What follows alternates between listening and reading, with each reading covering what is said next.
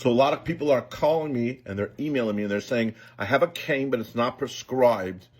Does it make a difference to Social Security? And the answer is yes, it does.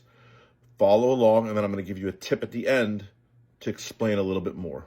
So Social Security has something called adult listings. They're broken down into different body parts or different systems. You remember this from biology class. You can check this out at ssa.gov, or just go to Google and put in SSA listings, and you can find your medical condition. So we're talking about canes. So I'm going to go to the musculoskeletal disorders. That's the obvious one. And all of these are basically going to reference back to the same thing. But I'm going to go ahead and I'm going to say lumbar spinal stenosis.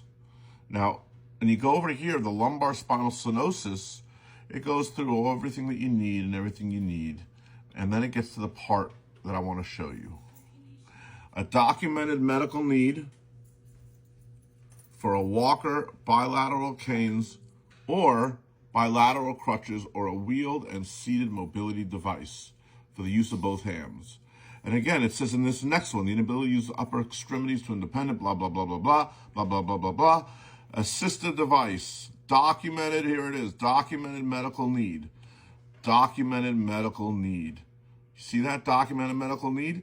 That's why it's not the same thing to have just a cane versus having a documented, that's the main word, a documented medical need from the doctor. So there you have it. You want to submit the prescription. It's very important to submit the prescription. At a hearing, an attorney would reference the page number and the exhibit number so that the judge could find the prescription exactly. We've talked about boom moments. A boom moment is submitting a prescription separate from your medical records. It makes it stand out. Now, finally, if you don't have a prescription, you're just using a cane, there are different ways to kind of show that. I've been sending Amazon snapshots of people's accounts showing that they used the cane back from a certain date. It's not the best evidence, but it's the closest that we're going to get.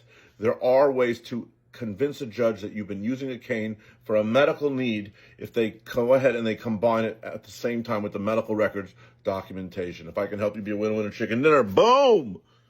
Shakalaka. Let's go ahead and do it.